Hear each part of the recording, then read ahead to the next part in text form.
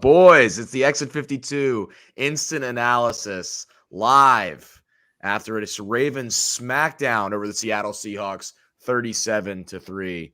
It's me, Spenny, and Banks coming at you guys. This was a lovely, lovely, lovely day of Baltimore Ravens football, as they've been over the last few weeks, as the Ravens dominate the Seahawks from bell to bell, really never in doubt throughout the entirety of this one, save for a bit of a slow start. An ass whooping, gents. An ass whooping. Spenny, what are your initial a tushy kicking? Oh, excuse me, a tushy kicking. Yes. Tushy guy. You guys might have been at bars or at the game. At some point, JT kicks a field goal, and maybe late in the third quarter, and Tony Romo calls it a tushy kicking. But go ahead, Cook, Spen. What a good boy that Tony Romo is, a tushy kicking. That just makes everybody feel warm. It even makes the Seahawks not feel bad about themselves. Baltimore Ravens have outscored two top dogs coming out of the NFC. What is it, 75-9 at home in their last two home games? The Ravens outgain and I'll be the first to say it. I'm not a yards guy. They outgained him by 350 yards. The Seahawks were 1 for 12 on third down. Didn't convert a fourth down. Turned the football over. Got sacked. Couldn't do anything. Couldn't run the ball effectively. Kenneth Walker is known to not follow his gap. And that can be effective. That can lead to a big play. Well, it didn't. DK Metcalf catches I guess it was just a run-of-the-mill kind of crosser concept before the end of the first half. The Ravens end up keeping the Seahawks off the board. I believe that was like a 55-yard gain or so, maybe a 60-yard gain. And, man, just wire-to-wire control. And what we covered in the preview was just that before the Lions game, the Lions hadn't seen a quarterback like Lamar Jackson. They did play the Kelsey-less Chiefs week 1, which felt a little flat. And then again, in this prediction, I thought that the Seahawks would be maybe just a little more talented, a little bit more prepared, considering what the Ravens did to the Lions, and see this as, oh shit, the Ravens are a buzzsaw going there as an NFC team. And they kind of kept it close early. It was 7-0, I think, early in the second quarter. And then Lamar Jackson just is better, man. I mean, he's just better than the NFC. I don't think that any team other than the Eagles, who do have a good quarterback and are probably more talented on paper than the Ravens, can really hang. I think the NFC is weak and pathetic, and I think Lamar Jackson runs the NFC. That's one way to put it. I struggle to think about all the things we wanted to do and weren't able to do today, because there were very few of those things. A couple careless plays, I suppose, like the Beckham fumble was kind of freakish, but caused by carelessness. Lamar got stripped at one point, and then there were a couple messy exchanges. Other than that, they literally did everything they wanted. Came out of the gates maybe a tiny bit slow, and then late in the first quarter, they just turned it on. They were just dumping balls down to Andrews, and he was picking up 8, 12, 15 yards at a time. Keaton Mitchell, I mean, what a coming out party for him. We've seen him do some pretty cool things in the preseason. I guess we knew he had it in him a little bit, but I mean, that run, the touchdown run was pretty eye-opening, the way he closed that out and got to the end zone. But the one late in the game where he took the sideline, made multiple guys miss, and I mean, that was just a dynamic play. I love Gus Edwards coming downhill, but he's not making a play like that. It's just, we have all kinds of different ways to dice you up offensively right now. I am constantly caught trying to compare this team to the 2019 Ravens. It's a dangerous game. It's dangerous. They're different. Is it better? I don't know. What's your take on that? I think our friend Rita put it well. I believe someone was making that comparison, and she said this team is just built to win in the postseason. It is a quarterback-centric offense that allows Lamar Jackson to dictate and make decisions pre-snap and post-snap at a complete professional level. Pro-style, quote-unquote, is always a big buzzword. It is a pro-style system, which means it is asking a lot of the quarterback. The quarterback is able to make full-field reads, check in and out of run plays, and dictate what he wants at the line of scrimmage. So it's enabling probably the most athletic quarterback to ever play quarterback, one of the winningest quarterbacks to ever play quarterback, one of the most talented quarterbacks to ever play quarterback, one of the most unique quarterbacks to ever play quarterback, to be the offense. It is not a system. The quarterback is the system. And you start to see ancillary pieces. Rashad Bateman makes some plays. Isaiah Likely has a big catch early. Suddenly Keaton Mitchell, who my big question for Keaton Mitchell, we saw him in the preseason. He was more than comfortable on some outside zone, scurry around the outside and up the sideline, show the burst. That all looked great. My question was, does this guy have pop in his pads? Can he be physical? Can he withstand NFL defenses resoundingly? And even, I don't even know if we saw it even on full display yet, but he runs behind his pads and is able to create a forward momentum like a track star that is also coordinated and ran through contact balance, core strength, clean feet that were ready and chomping. He didn't lose balance. You didn't see any moment where, and I don't want to rip on Justice Hill, but a lot of times you'll see Justice Hill get out over his skis and kind of lose balance, lose momentum, and then have to try to catch himself and fall forward. That wasn't the case. Keaton Mitchell looked legit. Gus Edwards looks like he's rounding into form as well. This offensive line beyond that feels like they're starting to get some push. McCary comes in for Morgan Moses, and McCary is obviously an unsung. McCary's like the new Kelly Gregg. Like, Ravens fans know McCary and love McCary. He's not underrated. Kelly Gregg was the most underrated player for a decade. He wasn't underrated because everybody said he's underrated. Pat McCary's a stud. So this offense, like you said, Brian, they went under center. They ran the ball from under center. They ran play action from under center. They had straight dropbacks from under center. They went into spread. They ran the ball from spread 40% of their plays. They went into play action. They did the option run game. They did RPOs. There was no stone left unturned offensively. They used the whole playbook, the whole conceptual branches. There was West Coast. There was option run game. There's under center stuff, all of these elements. So that is winning football. In my opinion, the best offense is every offense. And my favorite offense ever is like the prime 2010s Aaron Rodgers Packers. They did all of those things minus maybe the option run game. So you've got another element, another wrinkle. So I think that the Lions and the Seahawks are good teams, not great teams. I think they're B-tier teams with B-tier quarterbacks. And the Baltimore Ravens B-tiered their ass. They sent them packing, not even to mention what they did defensively. So it was a lot of fun. The bank was popping. It was an awesome game. The city's picking up. The team's picking up. They've won, 4 in a row now. So awesome team, awesome effort, fun. Live it up, enjoy it. This is what we spend money, spend time, spend effort, spend thoughts, make this podcast, do all these things to appreciate these games and these moments. So it was freaking sweet to watch. Yeah, I agree with pretty much everything you guys have said, obviously. One of the things I think, about the start, it's kind of a feeling out drive of the first offensive drive. Then they get, put on the 2-yard line. So even after that punt, you're not like worried that they don't have a good day. And then from there, they essentially did whatever they wanted. The unit to me that I wanted to point out, because you guys did a great job breaking down what they did offensively. The defensive line is so freaking impressive week after week after week. What they do creating pressure, what they do, as you said, in the run game, there was just the Seahawks had nothing.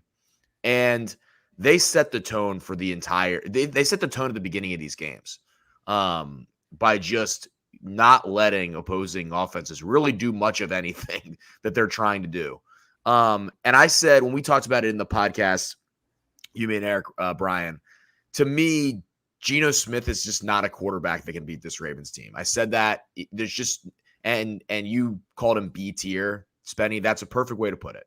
Like, unless things go wrong, unless the Ravens turn the ball over a number of times, unless they're just having a bad day, he's not walking into that stadium and beating a Ravens team. Did I necessarily think it was going to be this much of a blowout? I did not. But the Ravens did what they were supposed to do to like the A+ degree against a quarterback like that. It's just going to take way more than that guy to come in and beat this Ravens team. And that's because they're just so good at each level defensively. There's just not really a lot of weaknesses at this point. The Ravens haven't blown a coverage. There has not been a receiver running downfield uncovered and gets hit. I'm probably going to miss one. I don't think that's happened this season. And what's crazy about that, that's a great thing to mention. The complaints the last 2 seasons were that was happening way too much.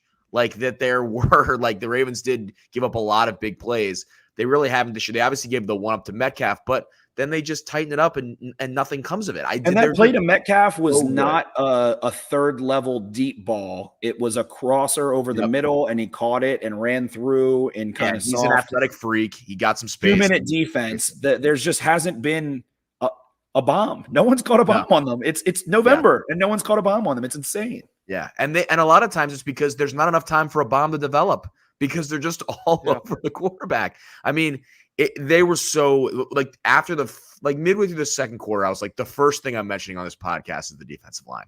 It's just like and you ended up texting about Matabuke, Spenny, and I was like, we're all on the same page. I mean, that guy is amazing. He's just playing out of his mind, and the rest of the guys are going with him, and it allows your guys at every other level to make plays. So I just continually week after week are very impressed by them. And this Ravens, what to me, the great difference over this in 2019 is this defensive unit is better. I mean, they are doing like they just look untouchable at this point. Now, eventually we'll get to a game where they don't play as well and everyone will probably freak out or whatever. But at this point, like there's so much proof in this defense is putting. I know everyone cares so much about the offense because the change of coordinator and what Lamar can be signing long term. But man, what they've done constructing this defense and what Mike McDonald has done, it's just incredibly impressive to me. And in comparison to that 2019 defense, they're smarter. It's more of a true scheme as opposed to Wink Martindale doing we're going to play man, we're going to blitz, we're going to line up. It's going to be mano a mano. You know what we're doing. We know what you're doing.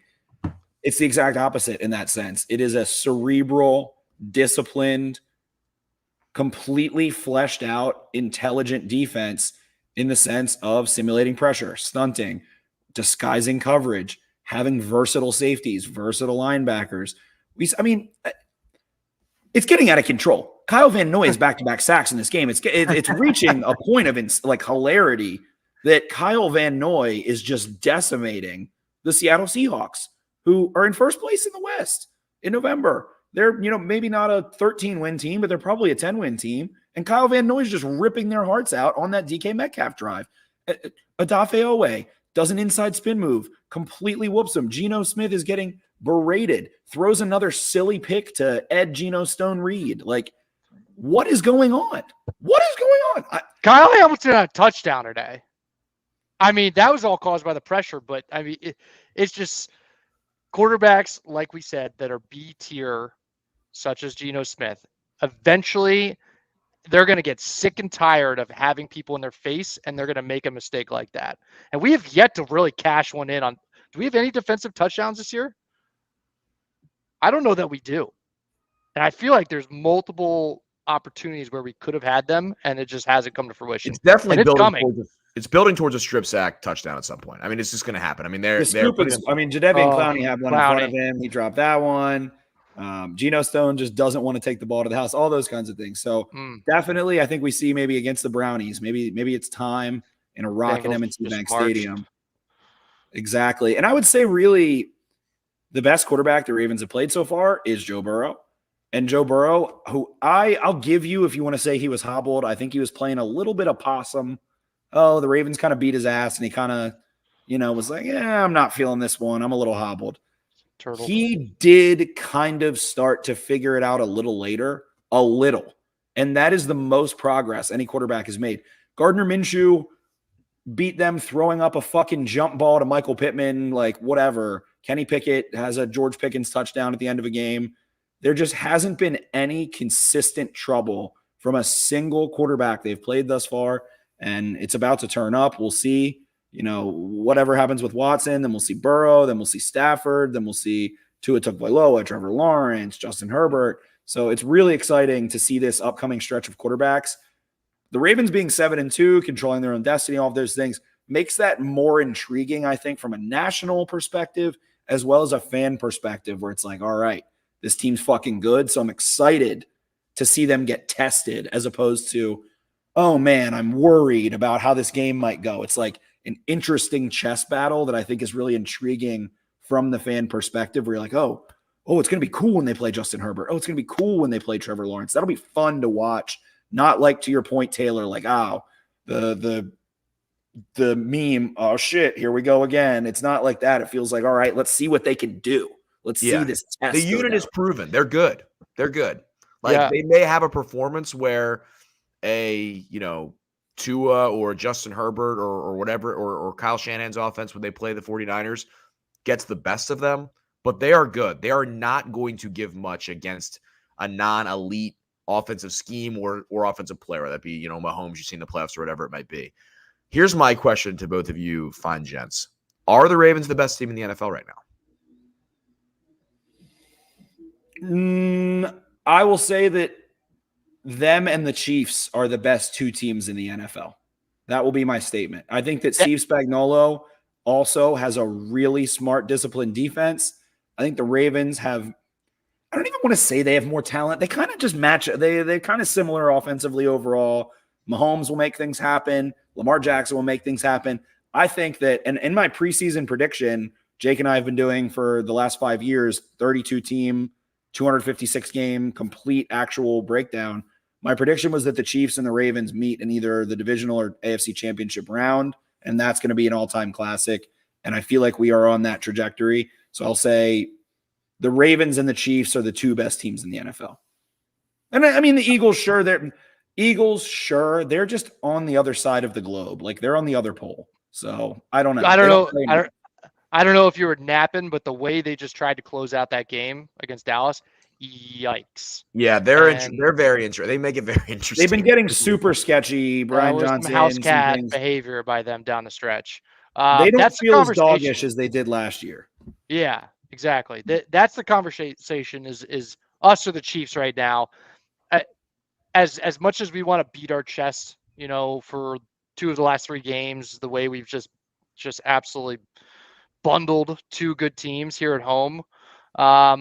We don't really have the right to claim that, I guess. And the Chiefs, they lost to the Broncos last week. And I don't know. It wouldn't be our style to come out and say that we are the best team in the league.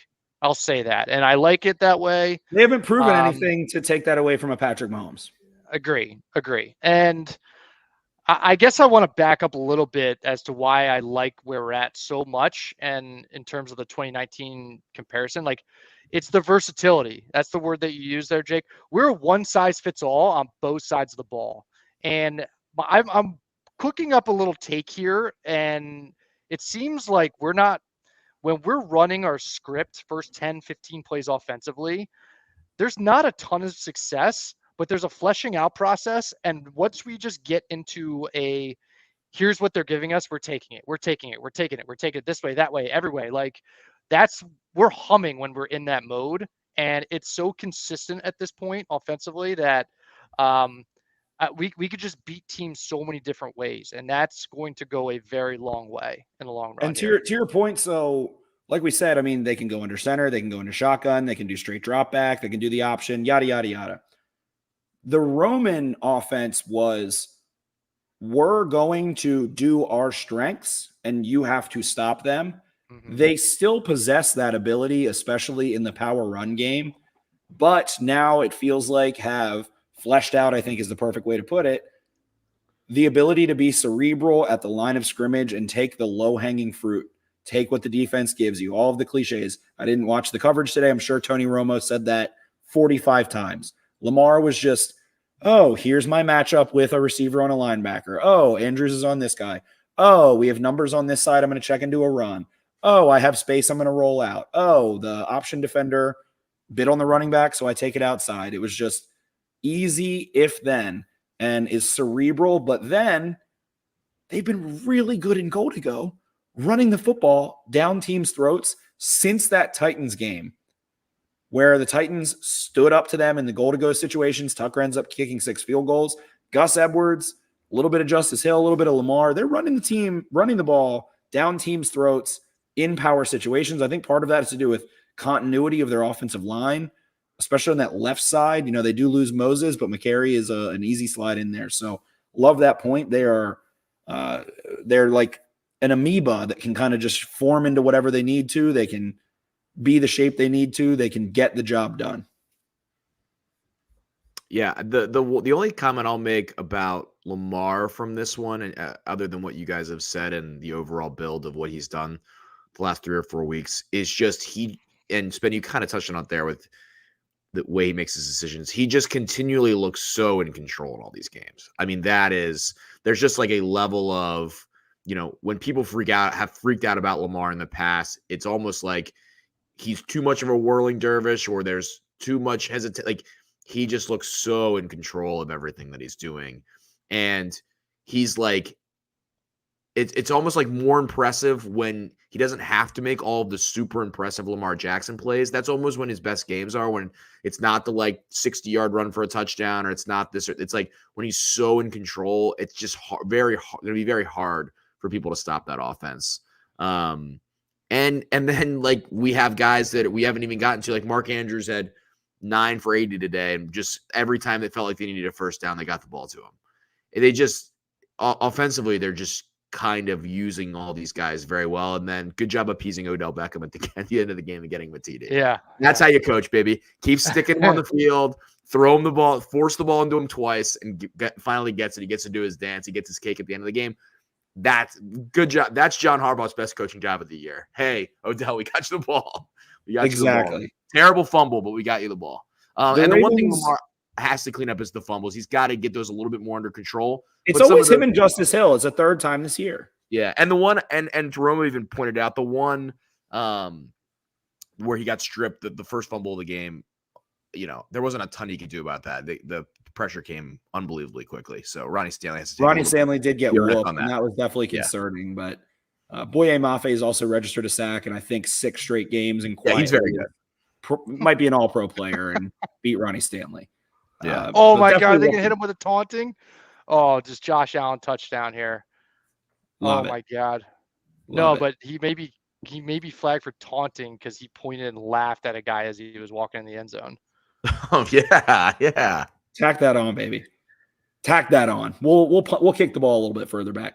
Ravens ran for, I'm going to take out the 2 kneels. They ran 39 times for 300 yards, 7.69 nice yards per carry, 3 touchdowns. Gus Edwards has 5 touchdowns in the last 2 weeks. You go look at the receivers. How many people do you think caught a ball in this game? 1, 2, 3, 4, 5, 6, 7, 8, 9 guys caught a pass in this game. The reason it felt like 2019 is because Tyler Huntley, like RG3, is in with 11 minutes and 52 seconds. Yep, that was the other thing. Yep. I thought the exact same thing. It's like, here's the backup with 10 minutes to go. It's like a college game. And I really didn't think a Pete Carroll team would get drummed to that point at all. I was pretty shocked by that. And to your point, there were fumbles. The Seahawks had opportunities to flip the script, but with Lamar in control and their defense being so disciplined and creative, it's just there's no just a quarterback hasn't just turned the knob and seen into the matrix of the Ravens defense and hit them 10 times in a row. Just hasn't happened. They mix things up so much. They're playing so smart. I mean, they're a wagon, man. They're a buzzsaw right now. And it's smart football, smart, creative football. The Seahawks also just couldn't find any semblance of a running game. And at that point, when you're one-dimensional, I don't think you have much of a chance. Especially on the road. Yep. They just could never get the game. Like, once the Ravens got out in front. The other thing the Ravens did a great job of, and this has been a complaint for a couple of seasons, and they're finishing games really, really well right now over this last few game stretch. Like, they did whatever they going down, field goal, get the ball back, go down, field goal. Like, they just continued to kind of pile it on, and then just eventually broke the Seahawks. They're just they like you said, they're a wagon right now. They're just doing all of the things that you need to do to be very, very good, and they're proving that in the fact they're just whipping teams that are not, as you said, the Seahawks are not a 13-win team, but they're probably going to be a playoff team. And they didn't look like they belonged to the same field out there after the first 4 drives of the game. The Ravens have created explosive plays offensively, prevented them defensively. Again, the Metcalf absolutely happened, and Jigba had a big play at one point. Sure. They don't let balls go over their head. They don't throw. They have turned the ball over fumble-wise, but picks and fumbles to me are not the same. Fumbles can be a little bit more defensive impacted, punched the ball out, made a play, the offensive player couldn't have done anything or not. Picks can also be tipped, sure, whatever. Interceptions make me hurt a lot worse inside when I see the team that I coach or like or whatever throw a pick. A bad pick is so much more demoralizing and feels so much more dumb. They don't do that. They run the ball effectively. They stop the run. Those are the things. At time of possession, whether people like it or not, especially at home, when the opposing team has to get one-dimensional, to your point, Taylor, can't run the ball, you're going silent count, you're trying to go quick and silent count, you see false starts happen, quarterbacks get confused, all of those things. So balanced. They are the Thanos knife in the hand, literally perfectly balanced. They stop the run, don't let up big plays over top. They run the ball well, they throw the ball, they win the turnover margin, they create pressure. I mean, what are they not doing? Jordan fucking Stout is banging beauty. Like, what are they not doing well? I think their DVOA of special teams is like average. And it's like, what's going on? The Ravens special teams is like not great this year. They're only average. So it's just buzzing on all phases. It's exciting to see. And I guess my big take to kind of open it back up to you guys, and we don't want to stay on here, I don't think, too long. Any of us have anything grandiose, but Lamar Jackson being paid seems like it made him love playing and playing for the Ravens way more.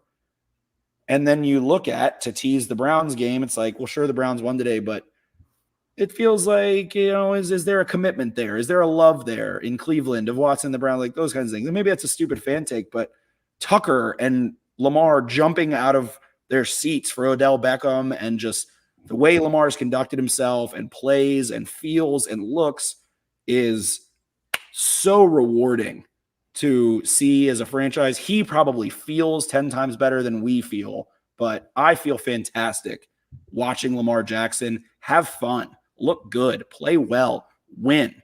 And we know, and we had a comment in here from Deuce, I think 1042, always up in here with us. He said, Lamar's not going to have good counting stats. I can't find it. He said, Lamar's not going to have good counting stats this year. And I don't think he gives a shit. I don't think he cares at all. He just wants to win at this point. That's all that's left. MVP, passing touchdowns, whatever, what paid, all of those things. Now all that's left to do is just win. And they're just Al Davis just winning, baby. I think you make a very good point. And I think that despite the team speak in all types of situations like that, where it's like, this is not a distraction, I think that was a distraction. And that distraction is gone. And everyone's now, there's no, secret about where the Ravens are going. Like, will Lamar be here? Will he won't? And everyone in an organization feels that, I think. And now that's gone.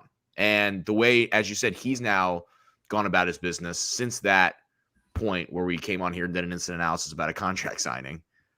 He's been nothing but an organizational leader. And I think the rest of the team has followed suit, and they've gotten leadership around him, Roquan Smith, etc., that has elevated them to another level as well. And for a point where there was a thought in the last 12 months, even earlier than that, that both Lamar Jackson could be gone from this franchise and John Harbaugh could be gone from this franchise, to where they are now is a great job by both of those two guys. Where it seemed like at certain points last year, there was a mass frustration from both of them over how that situation was progressing.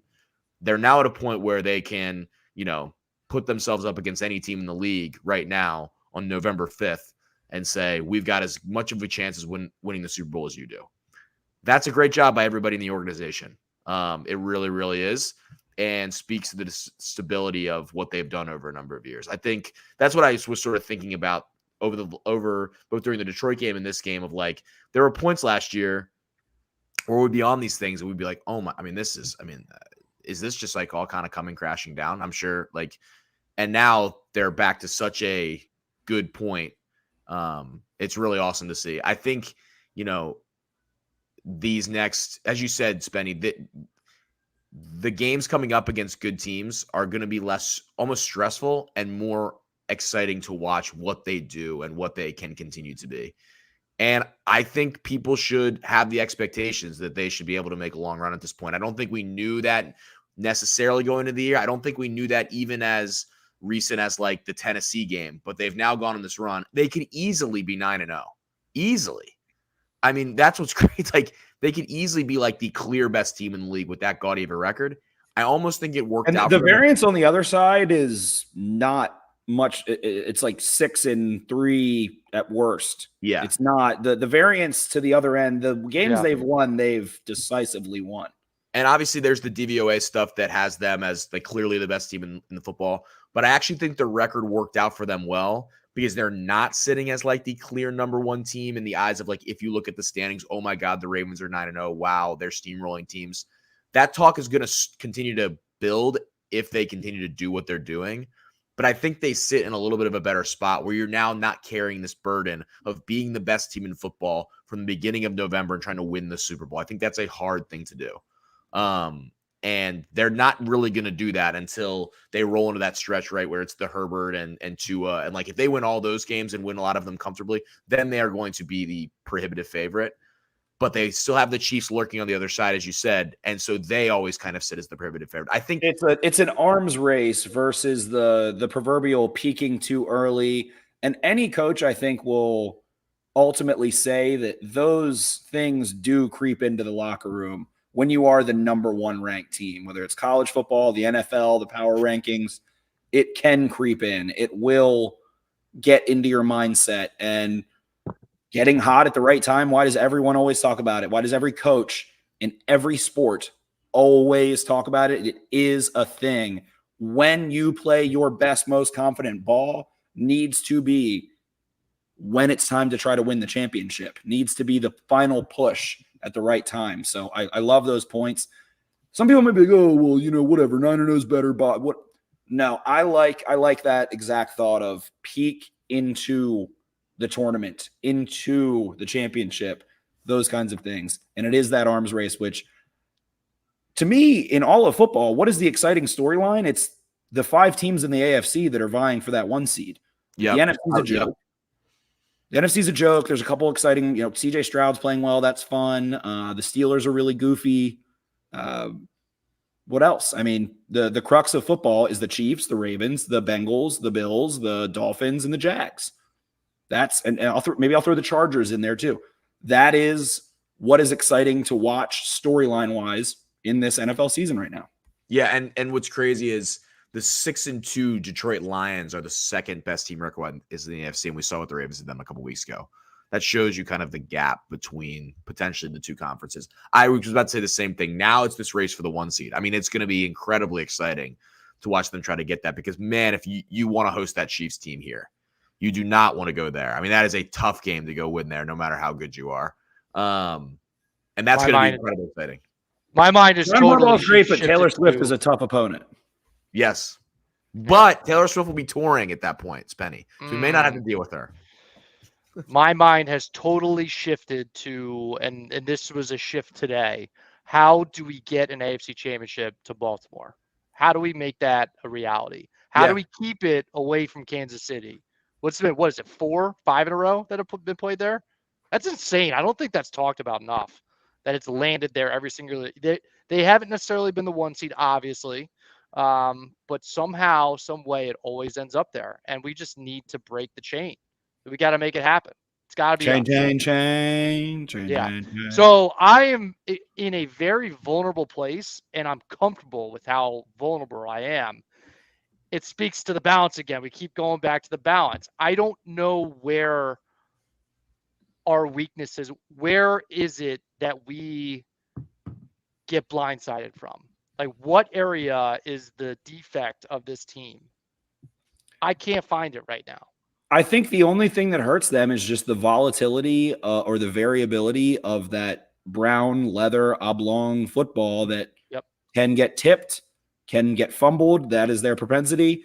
Is them having to play. We haven't seen them really have to play in a negative script at all. The Ravens the only game they've lost by more than 1 score was the Cleveland Browns' Tyler Huntley last year in Cleveland on a Saturday game. I think they've played like 25 straight 1-score losses or more positive than that in their direction. Something pretty crazy like that. So they're in it. Even in the games they end up winning, I can't hardly think of any situations dating probably back to the Colts Monday Night Football comeback where they were chasing multiple scores. It's been a while. So they're in it. And I think that is in a sport where there's so few games that are played relative to baseball or basketball or hockey, as a fan, to just really kiss the butt of the Baltimore Ravens, Purple Patrol, whatever you want to call it, you cannot ask for more than being a fan of a team that is always in the game through the end of the fourth quarter every single week. It is thrilling. It is exciting. It is rewarding. It might be heartbreaking at times. You're not seeing clunkers from the Baltimore Ravens. They are not getting blown out. And, a lot of that is Lamar Jackson. I think it's basically Lamar Jackson and John Harbaugh and the decisions they make and the way that they have conducted themselves. So, of course, when, the wins happen, it's the big hug, kiss, smoochy pie fest. And when they lose, it's fire this guy. It's the harbinger of death. But, man, it's a fun team to watch. They're balanced. And I'm just excited to see what the rest of the season holds. And it feels like a special season that is different from 2019. They are balanced. They can do it all.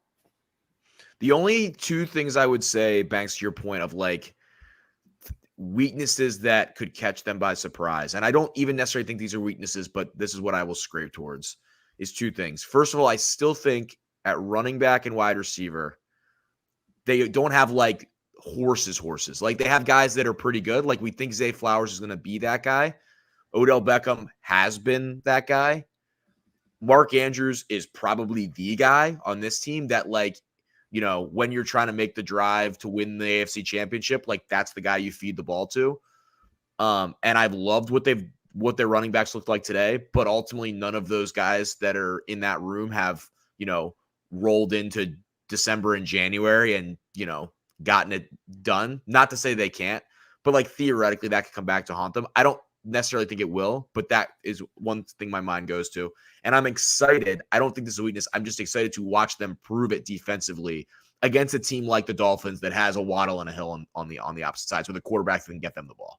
That is the team I think that is a really interesting matchup for the Ravens defense. I think that the Eagles and I'll say the Chiefs, those two teams beat them. Maybe the Bills at times. The issue with the Dolphins is when you can drop a lot of defenders, 7 or 8 defenders into coverage and get a pass rush still. And the Ravens have kind of been able to. They don't have the names, but they get push with 4. They really do. Justin Madubuike, Michael Pierce, freaking Clowney, those guys do get pushed. So I'm curious to see how that one plays out. I just really hope we get to see the Ravens and the Chiefs play, man. It would be I want to see it in the playoffs. However way the cookie crumbles, I just think it would be a classic matchup and really fun to see a Mahomes Jackson. We've had our Josh Allen Mahomes. We've saw Allen and Jackson play, and it was a clunker game in freaking Buffalo, and it was windy and crap. Deuce 1042 with an interesting question here. Would you move on from John Harbaugh to keep Mike Macdonald as head coach? I might consider it regardless of how this year ends. You just don't do that in pro sports, but losing Mike Macdonald would suck. At the same time, who brought Mike Macdonald up? John Harbaugh. I mean, you do have to have some faith in your system of that guy. It's not like the Harbaugh coaching tree is this powerful thing. Matt Weiss with his computer access crimes, whatever. That is of the Michigan stuff. That is the part that no one speaks about. There's no information about. It is so bizarre. No one talks about that Matt Weiss gets rated on computer access crimes. And also, Mike Macdonald got asked. They were like, do you have any comments about the fact that Michigan was stealing signs? He was like, nope. No, I have nothing to say. Yeah, I'm already out there anymore. You should be saying nothing. I mean, that's a smart move. Of course. I have nothing but respect for that answer. But it does stink if the Ravens lose Mike Macdonald. You just I'll be the Judas. I'll be the Howie Roseman. I would like Mike Macdonald to be the head coach of the Baltimore Ravens. I feel like he is Harbaugh when Harbaugh was young. I don't know how to put it. He is at the forefront of creativity and pushing scheme and things like that. And I think Harbaugh is incredible. It's just that when you're a tenured head coach, when you're a Pete Carroll or an Andy Reid or a John Harbaugh or Mike Tomlin or Bill Belichick, someone who won a Super Bowl and sustains winning, nobody gets rid of you. That's just not the way that the world works. But man, Mike Macdonald's freaking incredible. Incredible. He feels like if Rex Ryan was a normal person, kind of like when primed DC Rex Ryan, if he just was a professional instead of being like a foot lover and whatever. That's what's so interesting about your point that you made earlier about them challenging themselves. Watching Mike Macdonald's chess matches against guys like Mike McDaniel and Kyle Shanahan, and like that is going to be very, very exciting. I mean, that from like Spenny, you're going to be in like schematic bliss for the. Yes, I can't wait, especially because it's late. Losing your mind. It's late in the season, so these teams will be fully developed and know their strengths offensively, and they'll be building off of. You get your zone game, then you get your boot game, then you get your play action shots, and then the wrinkles, the creativity really starts, and that's right where we're getting into right now with the good teams. So I'm horny. I'm horny for it for sure. What else we got? Any fleeting thoughts, Brian? Anything that tickled your fancy today that is just on the tip of your tongue? Sometimes you've got some little. I do. I regularly do. We've barely touched on Geno Stone, just doing Geno Stone stuff again. Like he made numerous great plays today. I'm curious to you who watches and pores over the film. Is the ball just finding him? Is it just a sample size type of thing, or is he playing great ball across the board? He is able to process. I think, and this is going to be the most condescending thing I might ever say ever about football. In the Punchline podcast with Marlon Humphrey on last week's interception, Marlon asked Geno, "Why were you over there? Were we in the wrong coverage?" And Geno replied, I think verbatim, "I was the hook and I had to carry number 3 out." It's like 6 or 7 words. And I think that 99% of the people that watch football religiously every Sunday don't know what that means. And what Geno basically said was that my job in that play led me to go where I was supposed to go. And he was conscious of it. It was automatic. He could recall it cleanly. You could see his eyes dilate when he talked about it. He is preparing. I would reckon that the amount of film he's watching is like a lot of players that get to a high level will do this creepy thing that oh my God, what is the name of the Seahawks linebacker from Ohio State back in the day? The Boz. Or no, not the Boz, the other one. Oh my gosh, not the Boz.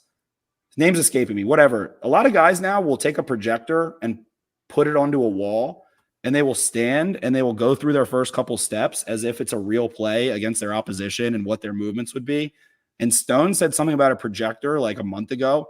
He was like, yeah, when I was watching on the projector, I think he's watching an inordinate amount of film and it's second nature, and he knows where the ball is going. And if there's a deviation in accuracy or a quarterback wanting to get rid of a ball or throw it high, Ed Reed's interceptions all looked like a joke because he knew where the interception would be. What's the name of the fucking guy, Brian, who catches all the home run balls that we all hate? What is his fucking name?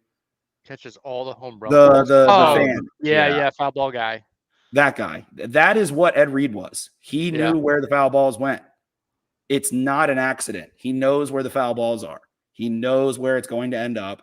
It's smooth. It's calm. It's never a surprise to him. It is him breaking with his hands up and clean. He knows where the foul balls go. And man, it's heart-wrenching to think that a player like that who has been so successful this season after it's not like he fought through, I don't want to call it adversity, but just was patient and quiet and waited his turn and made plays when he got the chance to, and just is the epitome of play like a Raven. So him not being in Baltimore next year is heart-wrenching. Really the trio, Matabike, Stone, and Queen, the 3 of those guys are all kind of like that. They all had to grow and learn and develop and fight. And it makes you want to throw up thinking about them not being there, but that's even more reason to enjoy the ride that you're on this year. Yeah. I mean, I hope he gets paid. Like I think he gets a minimum and this might be grossly low, but I would say the floor would be that he gets $25 million guaranteed somewhere in the NFL next year, which is a handsome amount of money. If you told him that a year ago, I think you'd probably take it. I mean, the growth to get that to that point is pretty big time. So it definitely is. And I mean, all three of those guys, Queen, huge tackle for loss, flying around the field today. Madubuike, another sack, has the most sacks of any defensive tackle in football. 7.5 at this point? Has, I think, does Madubuike have a sack in 5 straight games and Geno Stone has a pick in 4 straight games? Like, what the fuck is going on? What the fuck is going on? It's crazy. It's absolutely crazy. So be excited, be happy, pack the bank. 2 divisional games coming up. The bank was great for a 1:00 NFC team that didn't have a lot of opposing fans. Bank was rocking. Browns come, then Bengals on Thursday night. Pack the bank, buy tickets on Twitter, buy them from Ravens fans, sell your tickets to Ravens fans, skip the fees, skip all of those things. Game time or someone, if you guys want to pay us, we'll say otherwise. But until that point, let's skip the fees on Twitter and sell to Ravens fans and get your ass out. I mean, if not now, when are you going to have fun being a Ravens fan? Go ahead, Brian. I declare Thursday night football against the Bengals Thanksgiving. Wow. You heard it here first, guys. You fucking heard it here first. It's big brain stuff right there. Thanksgiving. Wow. Thanksgiving. That's monumental. That's fucking monumental. Mm-hmm. Love to hear that. There might be some Thanksgiving merch coming out very quickly. Wow. Rocket. I have one take, and it has nothing to do with the Ravens, but we do these after the 4:00 games so we can talk about kind of the day in football. The Baker Mayfield followed by CJ Stroud drives today is my favorite thing that I watched all day. It was one of the all-time post game, like, cut over and fill out the telecast slot games. Like, I was ready to leave Ocean City, and I stayed and I glued myself to the couch and watched that because it was captivating the entire way through. The Josh Dobbs thing was also going on at that point. That was also very exciting. But, man, Baker did all of the Baker stuff, and weird stuff happened. Then he gets them in the end zone, and he's losing his mind. And we're just sitting there, and we're just like, this is why Baker is so fun. Like, this is why it's great that he's always in the league. And then CJ Stroud's like, okay, all right, like, let me just grab the football here and just kind of take us right down the field. And Todd Bowles, let me tell you what, Todd Bowles might rival Mr. Harbaugh for the most. Like, he looks bemused and bewildered on the sideline, and he looked so bewildered as CJ Stroud was just announced himself in an even more way, or even bigger way, of what he may be in the future. He was amazing today, but that might be the best finish of the year in the NFL. D'Amico Ryans after the fumble that Mike Evans was able to scoop up there. Oh my God, it looked like his soul left his body. Also, this was a game where a running back hit a field goal, and I didn't even say that until right now.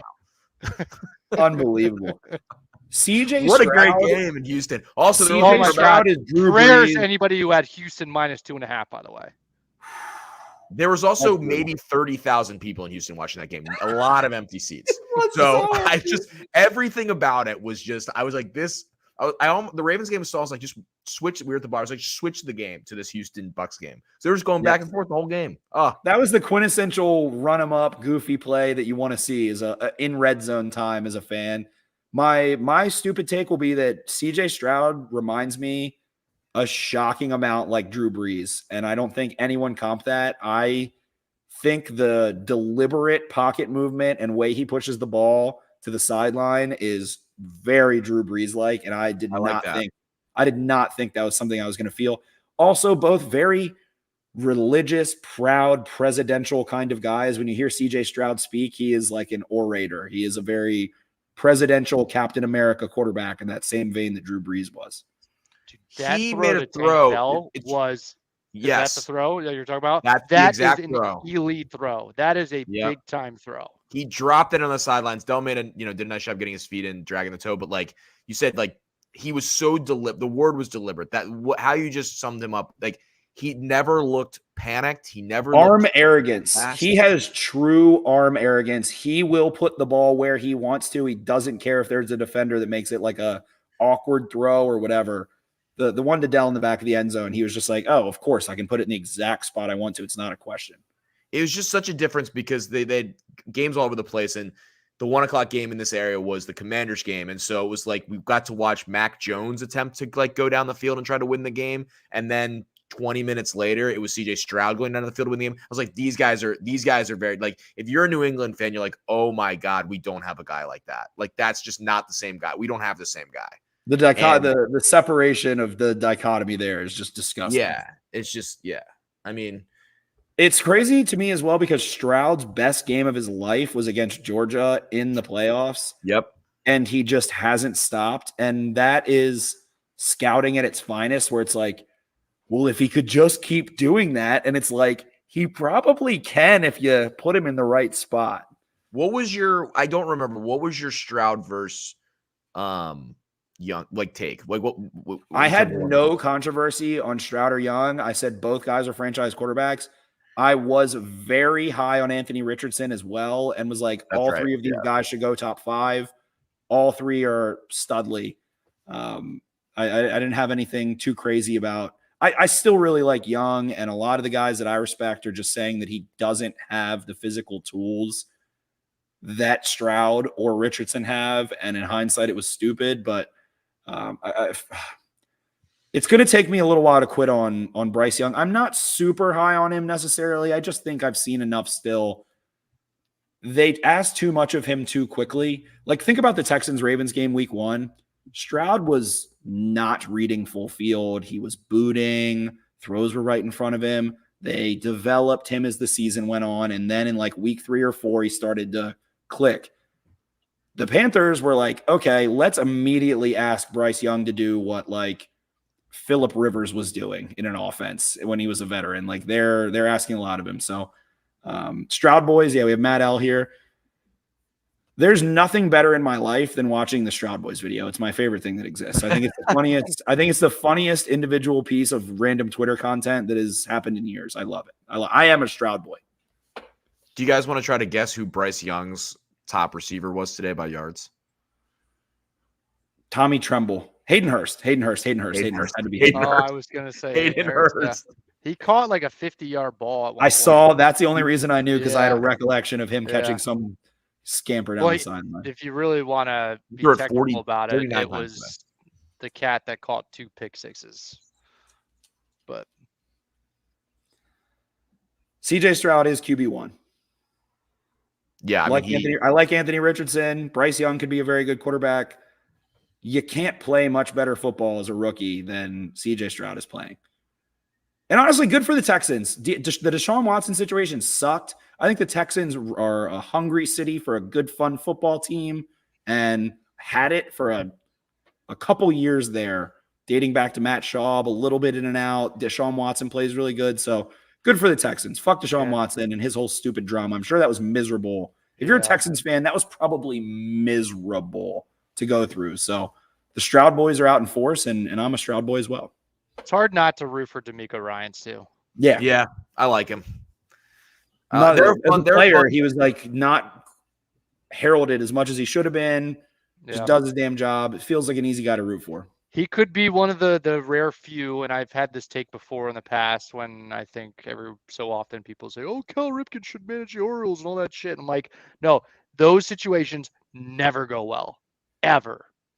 When you just say, oh, this will be warm and gooey, let's put that guy in a position of leadership. But eventually you have to fire that guy. Went away though, and was elsewhere with Shanahan. So it's like, okay, he earned it. Of course. It wasn't just a Patrick Ewing at Georgetown situation.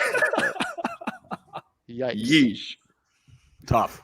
Anything else, Taylor? Anything else? Chris Mola St. John's. No, the only thing I wanted to say, because I'm just jonesing on CJ Stroud right now. He's got 14 TDs and 1 pick. Oh my God! I did not realize it was that good. I did not realize most pass attempts to start an NFL career. Did his pick come today? Was his pick today? He started his career with the most pass attempts without an interception. No, it was a couple weeks ago. And they stripped him on the return, so it wasn't even a true turnover. It was last week. That was last week. It was, yes. 30 for 42, 475 touchdowns today. More career touchdowns than Kenny Pickett. Nico Collins, Tank Dell, and Dalton fucking Schultz are his go-to targets. Not like he's got unbelievable weapons. He does have Bobby Trees, to be fair. Tank Dell is my guy. I love Bobby Trees. I love Bobby Trees. No, I have no more else to say. I just needed to get that taken because it's just like I also just love Baker Mayfield. I'm a Baker guy. Anytime he can get involved, it's just with. I think we can all say this is a Baker positive podcast. Yeah. I spent a lot of time on that drive home tonight thinking about CJ Stroud. So I'm glad you brought that up. I was like, wow, man, that was fucking awesome. This episode might be called the Stroud and the Proud. He's to me, he's the story. He's the story of the day right now. And the Chiefs and the Dolphins played this morning. Like he might be the story of the year right now. Yeah, I mean they easily can make the playoffs. Definitely, the Texans. They've been terrible. Definitely. Is Will Anderson been good? I can't say I've watched them enough. Yes, he has. There you go. I mean, that's great drafting. Just go get the number 2 and 3 picks and just take really good players. It's the Bears need to listen. The Bears should take Marvin Harrison Jr. and Olu Fashanu, take a receiver and a left tackle. If Fields struggles next year with that, then trade 3 picks and get another quarterback and then move on. That's my Bears take. Look at what the Texans did. Take the best players with your top 2 picks. They're showing you what to do. Do it. Oh, Marvin Harrison's really good. He is fucking good, man. He is fucking good. It's elevating an Ohio State team that is not unbelievable offensively at all. I mean, they don't have much besides defensively. They're the best they've been in years. They're very good defensively. This is my other stupid take on Big Ten football. And this doesn't even have to do with the whole sign stealing, whatever. Michigan spends their entire year trying to beat Ohio State. Ohio State spends their entire year trying to beat Alabama, Clemson, Oklahoma, and Georgia.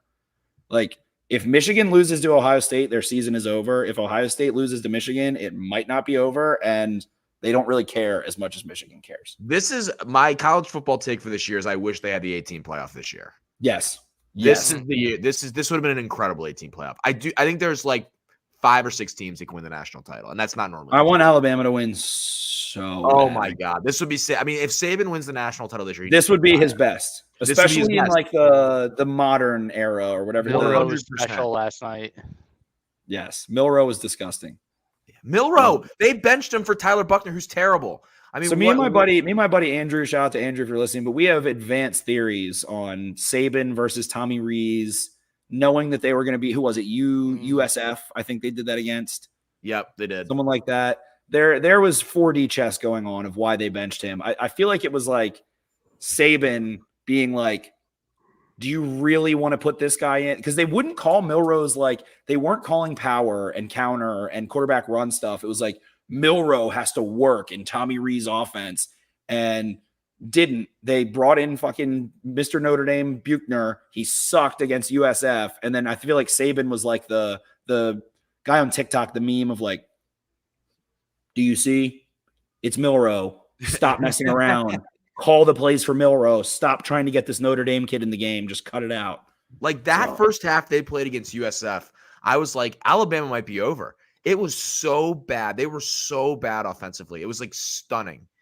And now they're just, you know, there were some close games, but the win against Tennessee was so impressive. I mean, we're on a full college football podcast now, but the win against Tennessee was so impressive, and this was impressive. And now they don't have a loss on their, like, they're going to get to their, they're right in there. They're going to get to the SEC. Them and Georgia will play in the SEC championship. Yeah. Oh my God. Final one on CBS. It's going to be great. And now CBS, right, let's end it there. Let's end it there. That was too good. Now CBS, I will say my other favorite part of the weekend football wise was CBS doing a dramatic intro and then going live with that music in Piscataway, New Jersey, as Ohio State and Rutgers began. I laughed out loud. I was sitting waiting for the Maryland game to start, and it just like we're SHI Stadium at SHI Stadium in Piscataway as that music's playing. I was like, this is the funniest thing I've ever seen. And then Rutgers was great in the first half. Just couldn't score a touchdown. They kept getting it down there. Shiano is running the freaking fumble-rooski. Oh, my God. It's just incredible. But I was like, this is what we're going to do now. This is what we're going to do with CBS college football. We're live from Rutgers. Rutgers is solid. Rutgers is solid. So that's I'll end it on that. I needed to their like 2007 status of how they were. Yeah. I needed to get that out in the world. That was just, it was an amazing sequence. Can I get one more CBS trouble? Which led into Missouri, Georgia. Which was a great game for some reason. A great game, yeah. All right. Well, I feel like that does it. We got it all That will out. do it. Yeah. Make sure to like and subscribe on YouTube, the podcast. Appreciate everyone checking in with us live here. Love the comments. It makes the show much more fun when people are commenting. So make sure to jump on these when we do them. Normally around this like 7 to 8:30 type of time frame for the live shows. And then make sure to like, subscribe. The YouTube channel continues to grow, so we very much appreciate that. Make sure to follow us on social media. We'll just let it scroll at the bottom here. Exit 52 podcast on all your social media platforms. At Barstool Banks, at Ravens for Dummies, at Taylor Spike 10, at Jake Luke, at EDITTI22, all on X or Twitter, whatever you'd like to call it. Very much appreciate everyone for listening. And we will see you next time on the Exit 52 podcast presented by